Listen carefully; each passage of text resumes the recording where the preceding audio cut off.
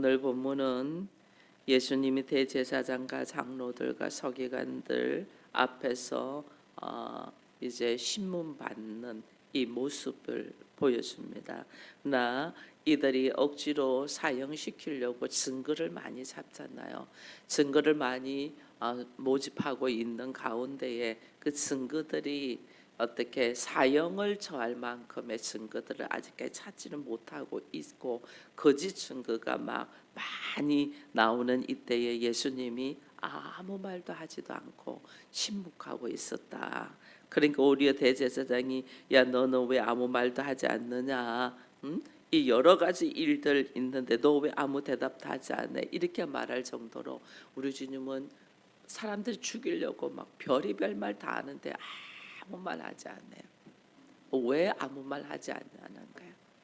예수님은 살려고 몸부림치는 분이 아니고 우리를 위하여 십자가를 지기 위해서 여기에 있잖아요.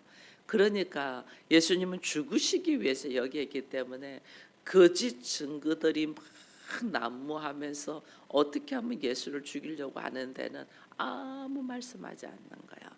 근데 우리 주님이 말씀하시는 이 고백이 있어요. 대제사장이 하는 말이 너 보고 네가 찬송받을 이의 아들이냐 하고 이제 물어봐요. 네가 그 아들 그리스도냐 물어봐요. 이것은 그들의 입으로 지금 말을 하는 거 아니에요. 찬송받을 일의 아들 그리스도냐 그들의 입으로 진리를 선포하잖아요. 거짓을 말할 때는 아무 말 안 해요. 진리를 딱 선포되니까 예수님이 내가 바로 그다라고 이야기를 하잖아요. 하나님의 아들 예수 그리스도인 것을 고백하면서 인자가 건능자의 우편에 앉는 것과 구름을 타고 오는 것을 너희가 보리라 하고 진리를 말할 때는 그 말을 안 하고 가만히 있으면 예수를 죽일 어떤 것도 없어요. 근데 우리 주님은 오히려 거짓으로 어떻게 죽이려고 모함을 하고 별의별 말 다 할 때는 가만히 있어요. 죽으려고 오신 분이니까. 너희들 찾고 싶으면 다 찾아. 가만히 있는데 진리가 선포될 때는 그것이 내가 그 말 한마디로 죽을 수밖에 없는 상황으로 들어갈지라도 진리가 선포될 때는 담대하게 고백해버리잖아요. 선포해버리잖아요. 내가 그다. 이게 어떻게 이런 용기와 이런 담대함으로 의연하게 당황도 하지 않고 의연하게 이야기를 할 수 있냐는 거예요. 이게 주님이 왜 이 자리에 있고 왜 이런 일들이 일어나는가를 알고 있는 거죠. 이런 일들이 있어야지 예수가 십자가를 지시는 거니까. 내가 왜 이 자리에 있냐? 나는 십자가를 지기 위해서 있다는 거죠.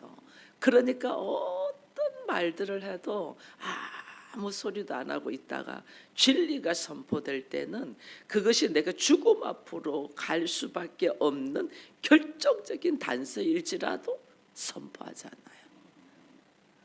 그게 바나요. 오늘 우리의 이 베드로의 모습은 너무나 다른 것을 우리가 또 보게 되거든요.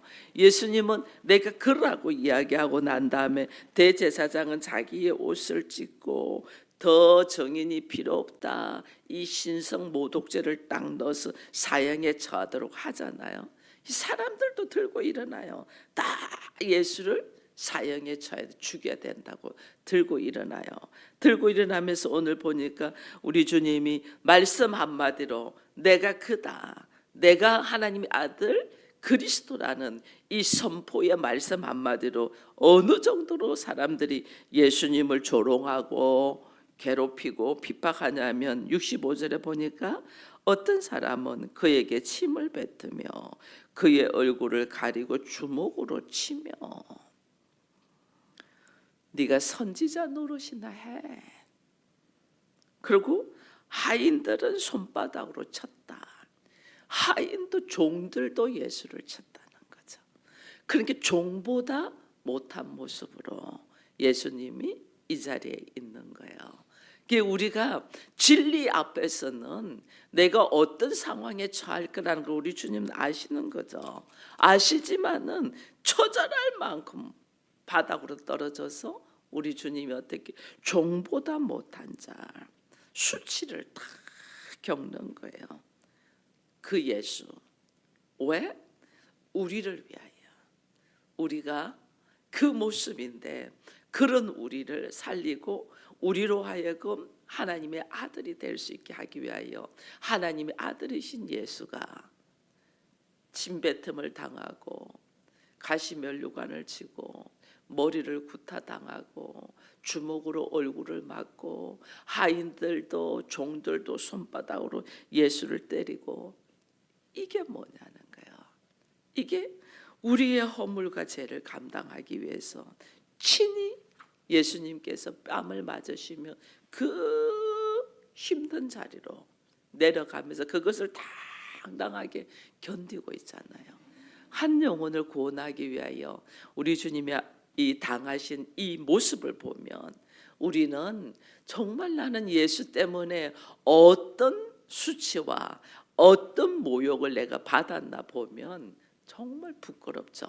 우리 주님은 미리 내가 예수를 부인하고 거부하고 말씀대로 살지 못하고 있는 나를 하나님의 자녀로 세우기 위하여 하나님이신 예수께서 이 땅에 오셔서 처절할 만큼 낮은 곳으로 그러고 견디기 힘든 그 모독의 자리로 예수님이 서 있는 것을 우리가 오늘 보게 되거든요. 그래서 예수님은 오직 말씀대로 성경대로 체포당하시고 오직 성경대로 내가 그리스도라는 것을 시인함으로 통하여 십자가의 길을 걸어가잖아요.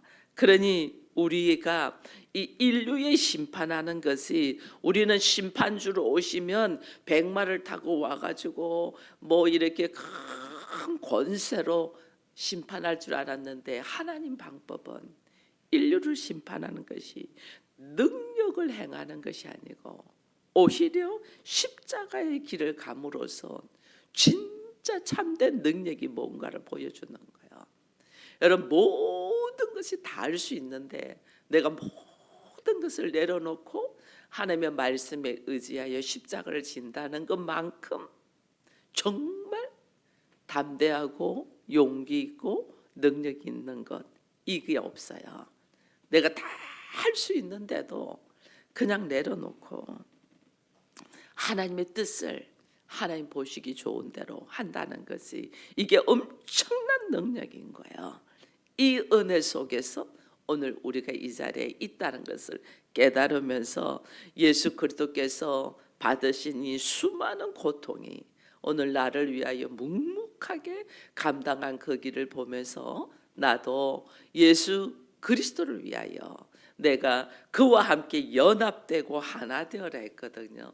그러면 우리가 그리스도의 권세가 우리의 권세로 누릴 수 있는데 내가 그와 함께 연합되어 하나 되려면 나는 없고 내 안에 예수가 있어야 되잖아요. 내 안에 예수가 있는 삶으로 걸어갈 수 있는 용기가 있기를 축원드립니다. 그에 반해서 오늘 베드로의 모습을 보니까 베드로가 3번을 부인하잖아요. 첫 번째 부인은 아랫뜰에서 불을 쬐고 있다가 여종 하나가 너 나사렛 예수와 함께 있는 거 내가 봤다. 그런 식으로 이렇게 네가 지금 무슨 말 하는지 난 알지 못해. 시치미를 딱 떼요. 그리고 또 두 번째도 와서 너도 그 도당 아니냐? 네 갈릴리 사람이니까 그 도당 아니냐니까 부인했다. 이래 돼 있거든요. 70절에 또 부인했다. 아니야 그 말이에요. 근데 이제 세 번째 보니까 이야기해요. 이 또 갈릴리 사람이니까 그 도당이다 하니까 71절에 보니까 그러나 베드로가 저주하며 명세하되 나는 너희가 말하는 이 사람을 알지 못한다 그래요. 첫 번째 두 번째는 그냥 네 무슨 말 하는지 나 알지 못해 하고 못 들은 척하고 그냥 넘어가는 거예요. 근데 세 번째 부인은 내가 죽어도 주를 버리지 않겠습니다. 큰 소리 쳤던 베드로잖아요. 근데 세 번째 부인은 어떻게 하냐면요. 내가 이 사람, 네가 말하는 이 사람 예수를 지정해서 딱 예수를 전에는 그 앞에는 내가 네가 무슨 말하는지 모르겠어 하고 얼버 부리면서 그냥 넘어갔다면 세 번째는 분명히 이야기해요. 내가 이 사람을 알지 못한다고 부인할 뿐 아니라 저주했다. 이게요. 이게 우리들의 모습이에요. 왜? 예수님은 죽음 앞에서도 수많은 사람들이 거짓 증거로 가지고 죽이려고 할 때 침묵하시는 주님. 오히려 내가 말을 함으로 통해서 내가 죽을 수밖에 없는 상황에도 진리를 거부하지 않고 진리를 그대로 선포하신 주님이라면 베드로는 자기가 위기에 처하니까 내가 당신과 함께 죽을지언정 버리지 않겠다고 했던 이 말과 상관이 없이 오히려 예수를 부인할 뿐 아니라 저주해버리는 모습을 보게 되잖아요. 하나님 앞에서 내가 철저하게 예수를 부인하고 나 예수 안 믿어도 돼. 나 예수하고 별 상관없어. 나 그냥 교회만 다닐 뿐이야. 교회 안 다녀도 돼. 이렇게 우리가 어떤 상황이 되면 이야기를 한단 말이에요. 우리들의 마음은. 그러니까 그리스도는 죽음 앞에서도 하나님의 말씀을 이루기 위하여 내가 십자가를 지는 것이 하나님의 뜻인즉 사람들이 거짓말로 막 해도 침묵하다가 네가 하나님의 아들 그리스도냐 하니까 그렇다라는 말 한마디로 오히려 죽음 속으로 들어간다면 죽음 속으로 들어간다는 하나님의 말씀을 이루기 위하여 들어간다면 내가 죽을지라도 하나님의 말씀을 이루기 위해서 들어간다면 인간은 그렇게 큰 소리를 치고 내가 예수를 버리지 않는다고 그렇게 말을 해도 어느 순간 위기 상황이 오고 내한테 불리한 것이 딱 오면 나 그 사람 몰라. 나 교회 안 가도 돼. 나 예수 안 믿어. 가감하게 주를 부인하며 거부하며 오히려 저주까지 해버리는 이 모습이 인간의 어리석음이란 말이에요. 이 인간의 이 연약함, 미련함, 어리석음 이것을 오늘 우리에게 보여주면서 여러분 한두 번 우리가 실수는 할 수 있어요. 한두 번 에이 무슨 말 해 하고 농담 비슷하게 하다가 내가 넘어져서 실수는 할 수 있어요. 그러나 되게 정확하게 세 번째는 실수가 아니잖아요. 정확하게 네가 말하는 이 사람 그 예수가 나는 알지 못할 뿐 아니라 그를 저주했다고 돼 있거든요. 이거는요 자기 안에 있는 마음이에요. 인간의 부패된 마음.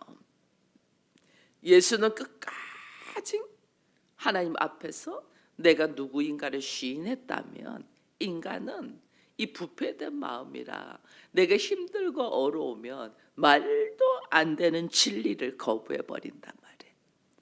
말도 안 되게 참 진리인데도 거부한단 말이에요. 예수 그리스도를 시인하면 내가 그 위기상 그래서 하나님이 우리에게요 그런 상황을 한 번씩 열어요. 너 교회 다니지 마. 너 교회 다니면 이제는 내가 막 가만히 안 둘 거야. 그럴 때 예수 믿지 않던 우리 언니들은 저보고 야 말만 안 간다 하고 또 간들 누가 뭐라 하겠어 안 간다고 해. 옆에서 막 부추겼거든요. 저한테도 언니들이 안 간다고 해. 야 안 간다 해놓고 간들 뭐라 하겠어. 부추겼어요 계속.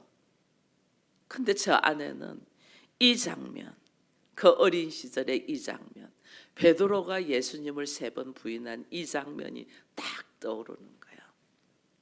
하나님 베드로가 예수님을 3번 부인한 이 장면은 우리들의 마음 안에 위기 상황이 오면 얼마든지 할 수 있는 모습인데 왜 성경에 기록돼서 오늘 우리로 하여금 깨닫게 하냐.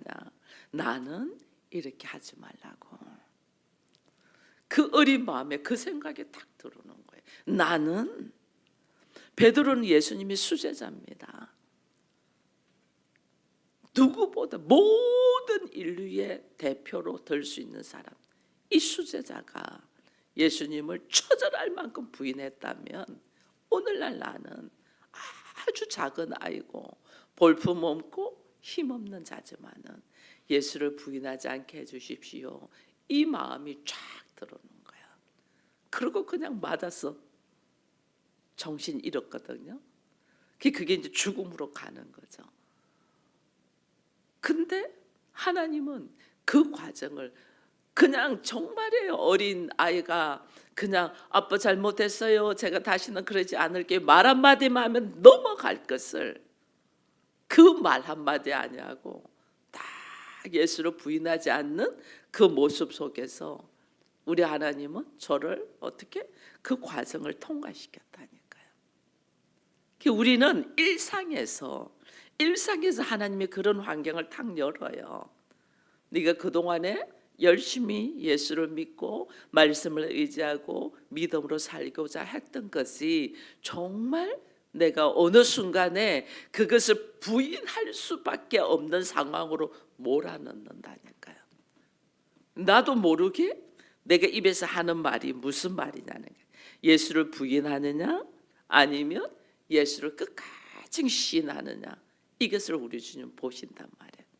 근데 그것이 믿음의 고백으로 예수를 시인하고 걸어갈 때에 우리 주님은 어떻게 하냐면요, 내가 언젠가는 하나님의 백부자 심판 앞에 서잖아요.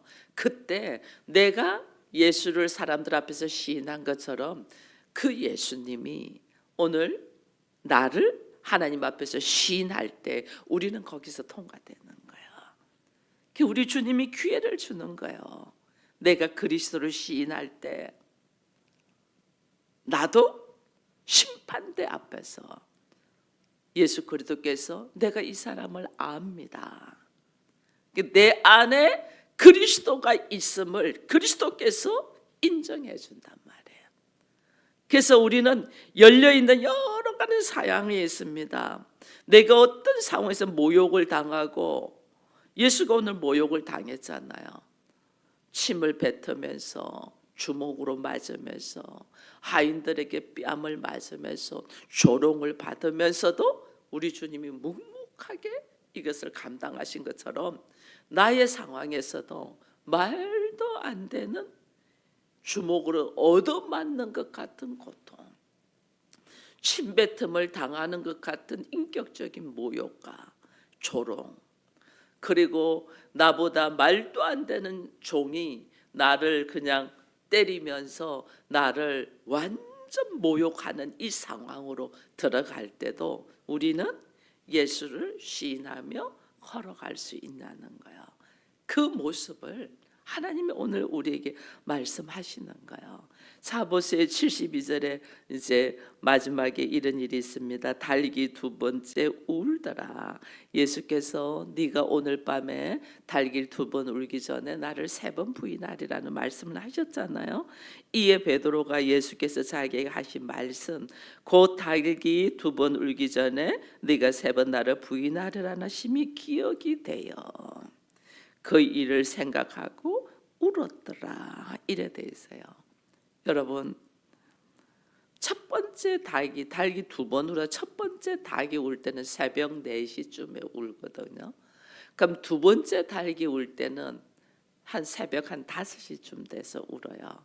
근데 예수님이 지금 이 밤에 목요일 날 제자들과 함께 목요일 날 저녁에 만찬을 하고 너희들이 나를 다 버리리라 할 때 베드로가 목요일 날 저녁에 무슨 말씀하시나, 주와 함께 죽을지언정 다 버리도 나는 안 버리겠습니다 했어요. 그런데 그 다음 날 금요일 새벽이면 하루도 안 지난 거 아니에요. 그죠? 하루도 안 지났다니까요. 하루도 안 지났는데 베드로가 한 행동은 예수님을 부인하고 저주해 버린 거거든요. 이게 인간이에요. 인간의 연약함. 내가 한 말을 하루도 지키지 못해요. 그 기억 못해요. 달기 울기 전에, 두 번 울기 전에 네가 나를 부인하리라. 이 말씀이 생각이 났다. 이게 은혜예요. 하나님의 말씀이 생각이 난 것이 은혜예요. 하나님의 말씀을 생각조차 하지도 아니하고 뭐 듣지도 아니하고 그 말씀을 붙들고 기도도 하지도 않으니까 생각도 없는 거예요. 내 마음밭에 말씀이 새겨지지도 않은 거예요. 새겨지지도 않으니까 내가 지금 무슨 행동을 하고 있는가도 모르고 그냥 넘어져 버리거든요. 근데 베드로는 주의 말씀이 생각이 났다. 이게 뭐예요? 주께서 나에게 뭐 할 기회를 주는 거예요? 회개할 기회를 주시는 거예요. 말씀이 생각이 났다. 내가 그 상황 때문에 모면하기 위해서 내가 실수를 하고 말을 잘못할 수는 있어요. 근데 그 말씀이 생각이 났다. 이거는 주께서 나에게 기회를 주시는 거예요. 너의 연약함 내가 너무 잘 알아. 인간이 죽음 앞에서 위기 상황에서 얼마나 연약해지는 존재인가 내가 너무 잘 알아. 그래서 나는 너를 이해해.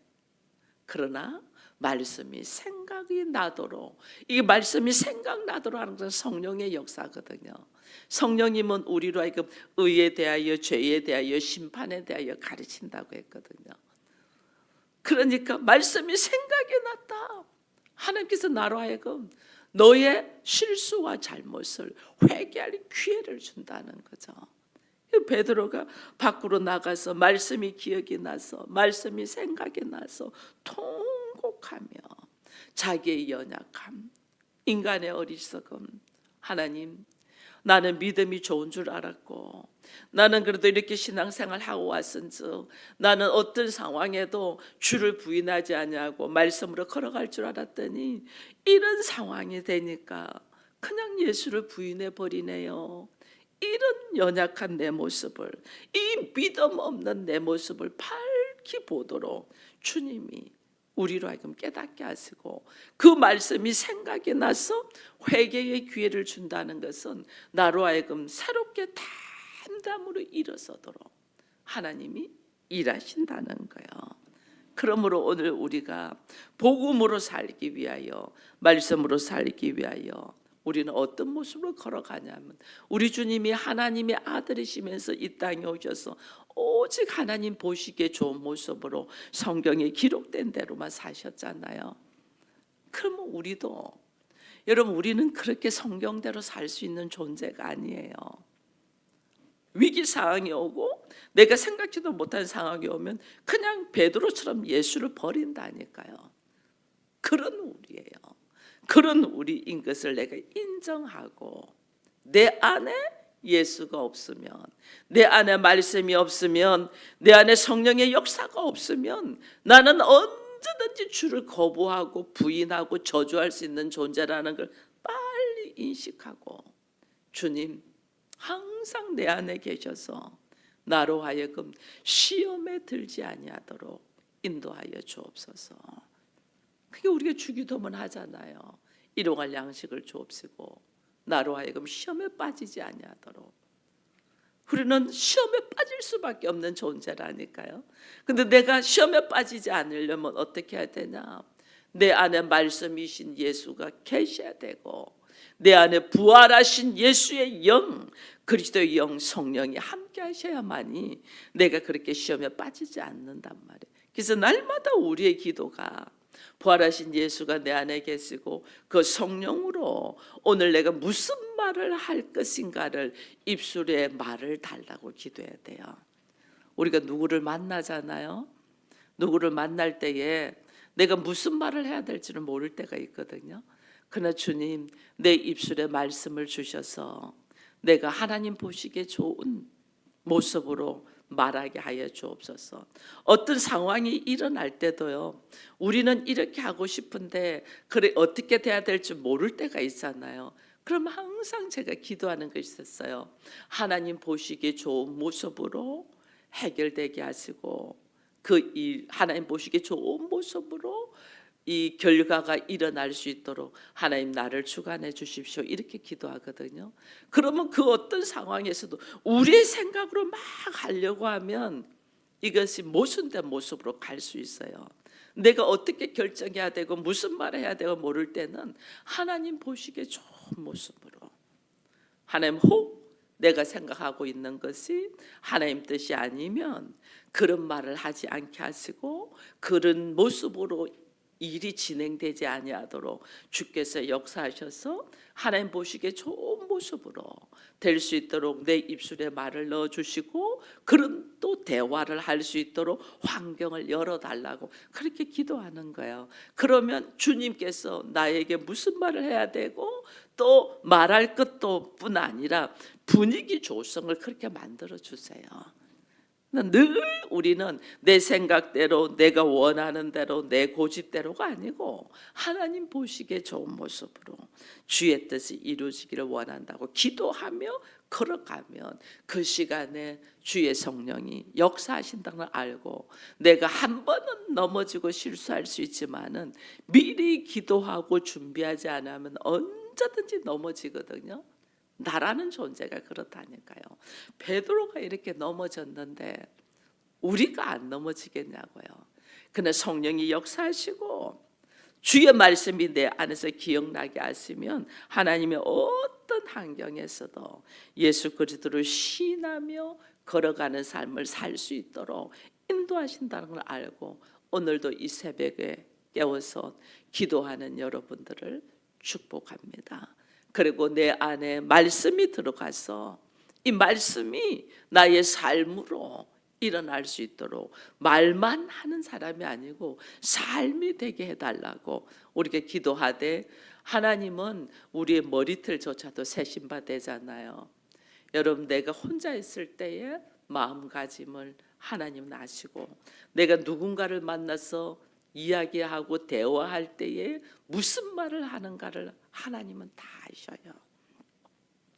무슨 생각으로 무슨 말을 하는가를. 그때 하나님이 우리로 하여금 나의 믿음의 상황, 상태들을 하나님 보신단 말이에요.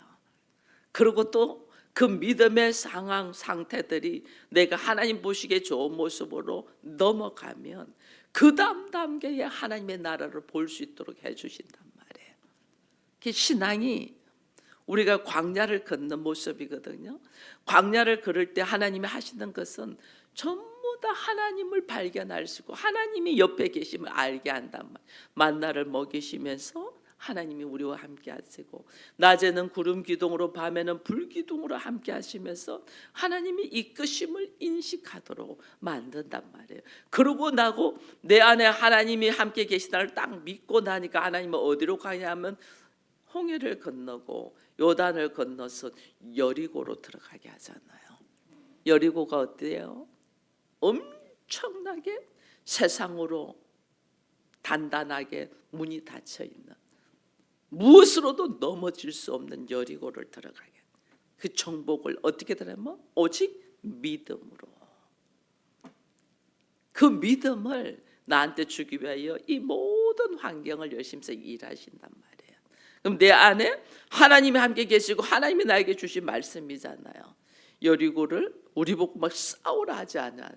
싸우라고 안 해요. 사람들과 싸우라고 안 해요. 여리고성을 그냥 돌아라고 하잖아요. 7바퀴 돌아. 그리고 크게 함성을 질러. 누구랑 싸우는 것이 아니에요. 나 혼자서 하는 거야. 왜?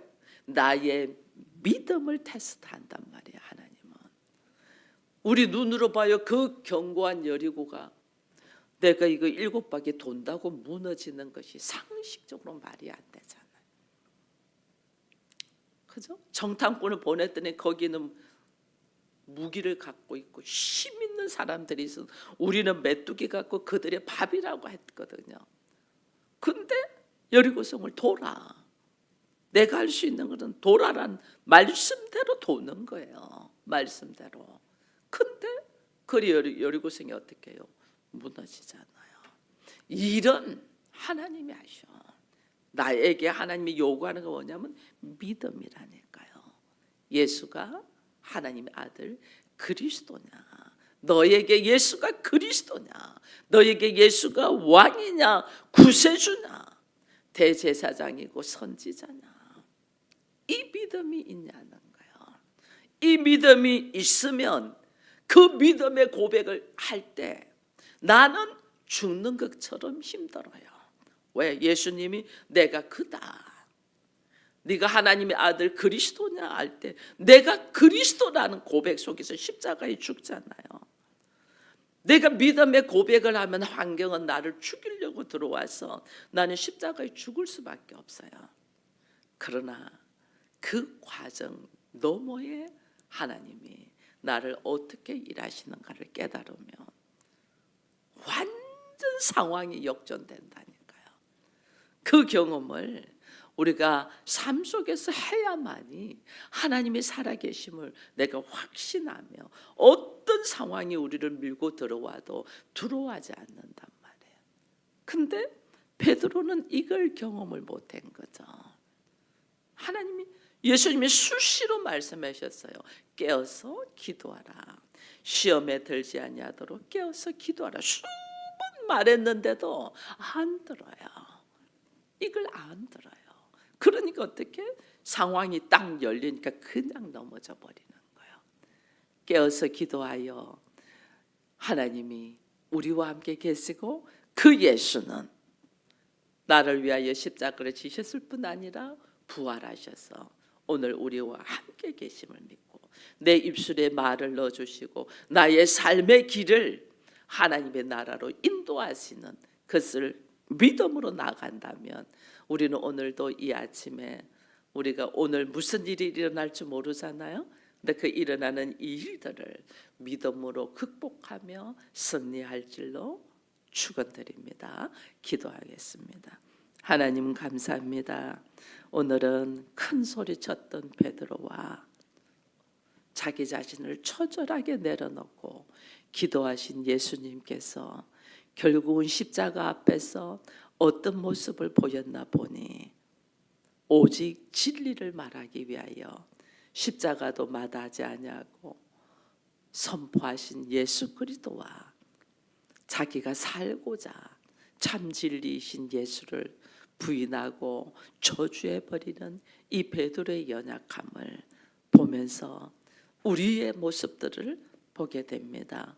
아버지여, 내가 무슨 큰 소리를 치고 뭔가를 할 것 같은 줄 알았지만은 실제로 어떤 상황에 딱 부딪히면 우리가 얼마나 미련할 만큼 예수를 부인하는가를 보게 됩니다.